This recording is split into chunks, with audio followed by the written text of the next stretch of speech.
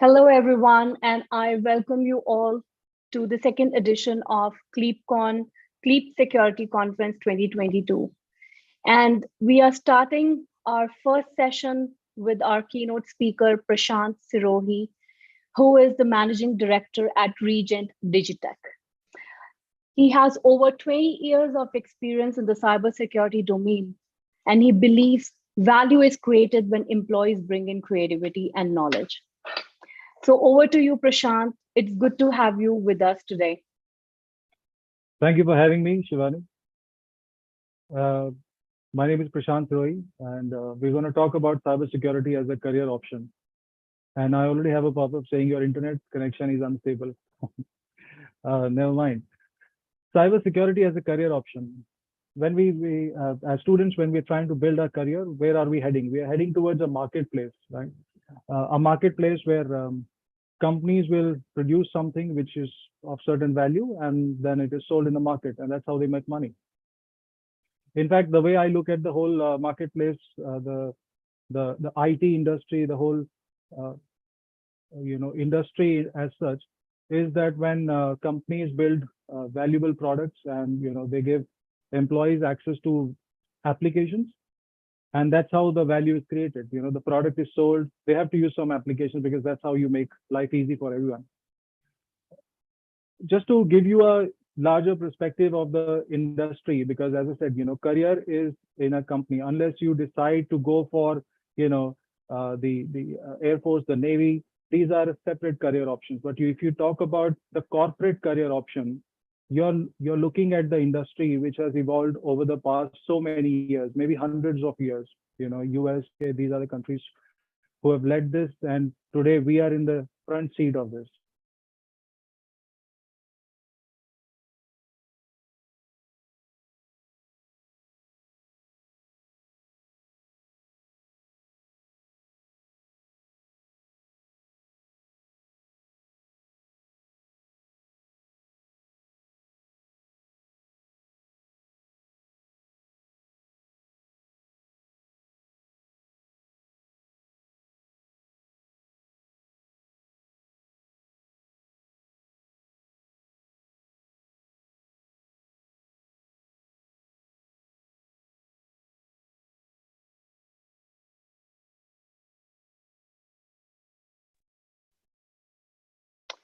I think you lost me for a moment, right?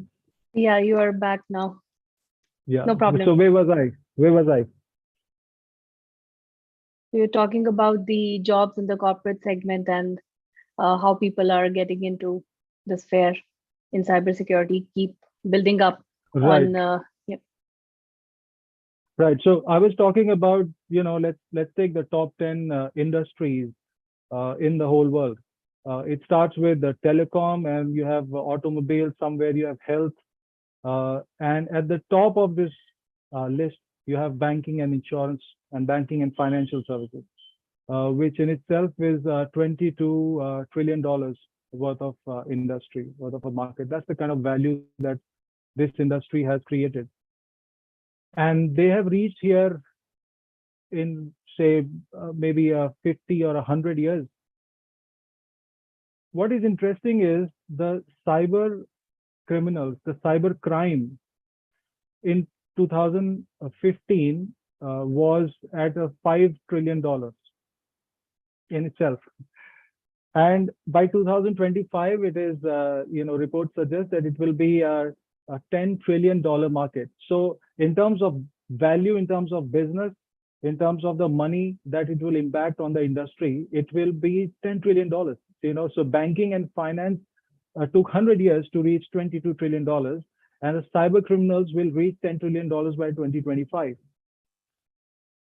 And to look at it from a cyber security professional's perspective, cyber security professionals are following the cyber criminals, right? We have to be ahead of them. We have to be there to ensure that the data, the application devices, everything is protected, the network is protected.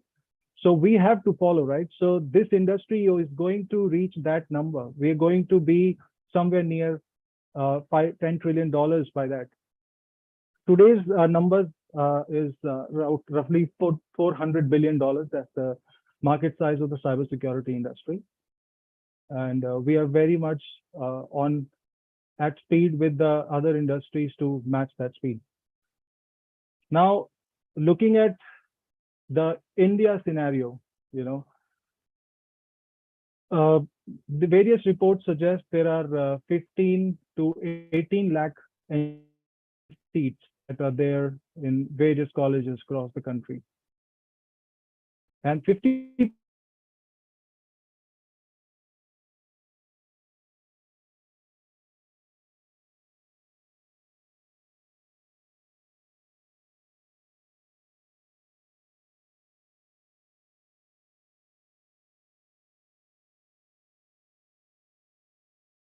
they go for the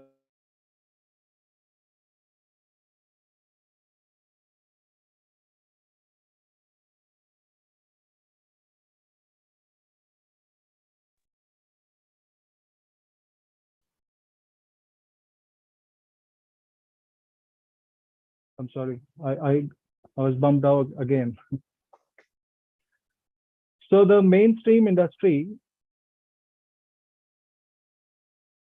am I back? Yeah, Shivani. Yes. So Yes. I was talking about, the engineering colleges in India. So there are thousands of college and there are 15 to 18 lakh seats. And as per reports, half of the seats are vacant every year. So not everybody is participating in this race. Not everybody is getting those engineering seats. And moreover, once an engineering graduate is out in the market, not everybody picks up a cybersecurity job because they could go for some leave engineering as a whole completely, give it a miss. And some of them join the mainstream IT, which is into maybe development or services or support. Very few go and join the cybersecurity space. Moreover, the demand is such huge that we are looking at 4 to 5 lakh positions every year in the cybersecurity space. So there is a huge demand and supply gap that I see here, which can be filled by aspiring cybersecurity professionals. The interesting fact is that you don't have to be an engineering or you don't have to have a complete technical background to get into the space. Coming from the industry experts, Gartner is a renowned company and they are into the space of consulting for, some of the top-notch companies. Gartner has outlined some 30 plus cybersecurity technologies which have a Gartner quadrant. And this is where they place all the products, in the Gartner's Magic Quadrant. And for these 30 plus technologies, there are more than 5,000 products. Now, all the 5,000 products, these are companies. And for an engineering graduate or non-engineering graduate, you have an option to go and log on to any of their websites, and there is certification from almost all of them. And now imagine any industry which will give you so many certifications. Each and every company which is in the cybersecurity space will have certification, will have training for you online. They want you to learn their technology so that you can talk about it. You can perform the duties when these products are sold to large corporates. So when you put all these together, there is a huge, demand that is coming our way, and we have the right talent. We are well placed for this industry. We've got 40+ % of the population below the age of 35, and we are the largest, working capital in the world right now. In terms of export, we contribute hugely in terms of export-oriented services to India's GDP.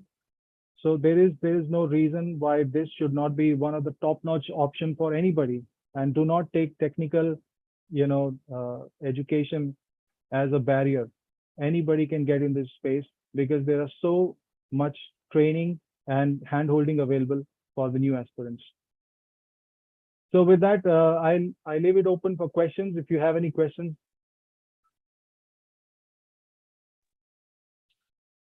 Thank you, Prashant, for the wonderful insight into the cybersecurity domain. Yeah, We do have a few questions from our live audience. The one question is like, who can learn cybersecurity? Who can learn? Cybersecurity. Who can learn cybersecurity? Yes, Anybody with an internet connection can learn cybersecurity because with internet you get YouTube. So absolutely. I really want, I don't want to generalize it, but I really want to emphasize on this. I run a cybersecurity consulting and services company, and I do not have a technical background. You can learn much of the stuff by going and accessing content available online. You know, this could be YouTube. Most of the companies have their websites with training.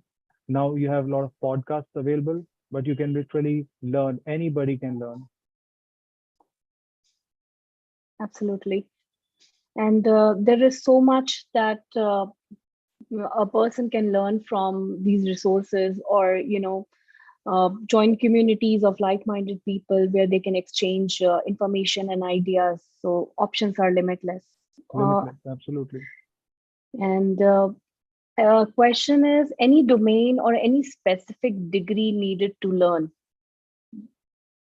No domain, no degree. You can Well, just start scratching the surface, and you'll know what interests you. Because I'll I'll try to take some time on this question because that's very important. When you open your mobile device and you enter your PIN, the mobile device is authenticating you as a user. There are more than 40 types of solutions that are available in the user identity and access management. Once you log in, you first thing you do is you open your WhatsApp to send a picture of the recent lunch you had at a nice restaurant. That picture, that WhatsApp is the application. There are 20 to 30 odd solutions for application protection, technologies to protect the application, right from the when the source code is being written and till the time it is deployed, and when the whole world is consuming your application through a window. So that is the application. And once you click the picture of that lunch and send it to a friend, that picture is data. There are more than 40 to 45 ways of protecting that data. And once you've sent the pictures, you're interacting with your friend, and then you close your phone, and that is the phone is your device. There are 10 to 15 different solutions to protect that device. So once you start scratching the surface, once you start to build your interest, you'll know which direction do you want to go, and you can build your capability on that.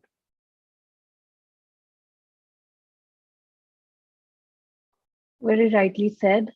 We have few more questions. Yeah. Uh, One is, what certification do you suggest for those who want to enter in this field?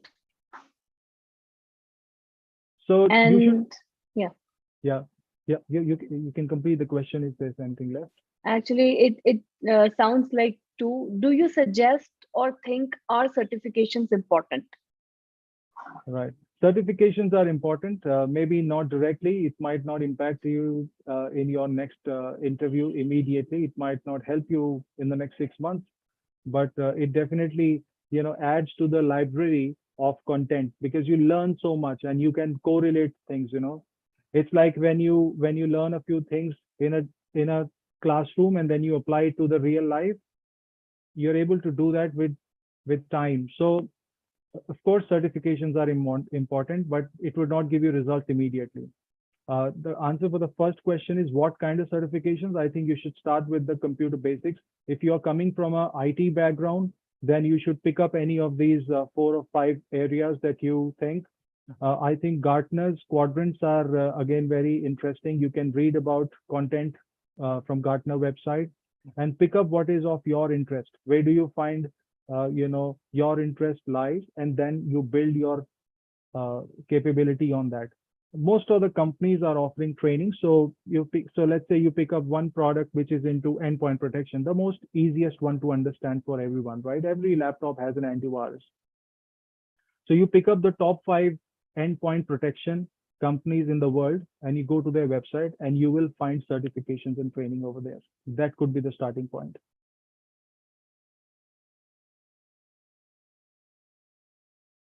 Very well said, Prashant. I think that gives a little idea to the newcomers in the field as well, like how they Right. can get industry standard knowledge. Because I have seen most of the companies launching their courses on foundation level. So I think that's a good start for folks out there. And I have one following question where they're asking, they're from civil background and want to switch into cybersecurity. Will I be eligible to start the career You're in most this field? welcome. Yes, yes, you are most welcome. Civil, you must have still learned something technical. Uh, I'm saying anybody with without any technical background, but definitely need a technical bent of mind. You need to know. You need to be that person who does the searching of a website, comparing mobile sets. You know which mobile has how much RAM, which mobile has the latest processor. If you are that much nerdy, that is good enough. You should know that your computer is slowing down, so you should know that the RAM is less. So that much of tech bent of mind is good enough. So All civil right. engineer, you're welcome. All right. Thank you. Thank you so much. I think this was the end of our questions, and we had a wonderful session with you, Prashant, and you're a very insightful one. And most importantly, when we are, with the advent of technology over here, people are wanting to go into this field, and I think this can be something which can they can use to enhance their knowledge as well. So, Right. uh, In fact, I'd like to close with this point because many students, many of the participants have asked whether I can join or not, whether engineering or non-engineering, civil engineer. I'll tell you what, the movers and shakers of the technology world, the companies like IBM, the companies like Microsoft, the biggies, they have openly come out and said that very soon we'll have job vacancies which say no degree required. They will just hire for skills. All you have to do is just focus on your skills. First, understand your interest and then build a skill on your interest. And of course, that should be valuable for the marketplace. It should be something that the companies value and you should build on your interest. So with that, I take a leave. If there's any more question, I'll be happy to answer. Shivani? I think that was the end of the question. And thank you, Prashant, for sparing time out and coming to give a session with CleapCon. And we see you next year as well. Thank you so much. Pleasure, pleasure. Thank you, Shivani. Thank you for having me. Bye, everyone. Take care. Bye bye.